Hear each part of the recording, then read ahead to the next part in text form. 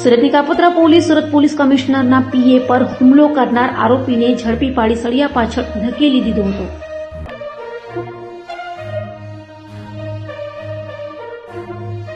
સુરતના કાપોદ્રા વિસ્તારમાં ટ્રાફિક દૂર કરવા ગયેલા સુરત પોલીસ કમિશનરના પીએ પર કાર ચાલક સહિતનાઓ દ્વારા કરાયેલા હુમલાની ઘટનાને લઈ કાપોદ્રા પોલીસે ત્વરિત તપાસ હાથ ધરી હતી અને સીસીટીવી તથા ટેકનિકલ પુરાવાના આધારે આરોપીઓ સુધી પહોંચવામાં પોલીસને સફળતા મળી હતી. પોલીસે આરોપીઓને ઝડપી પાડ્યા બાદ તેઓને કાયદાનું ભાન કરાવ્યું હતું અને ગુનેગારોને પોલીસે કડક સંદેશ આપ્યો હતો કે કાયદામાં રહેશો તો ફાયદામાં રહેશે.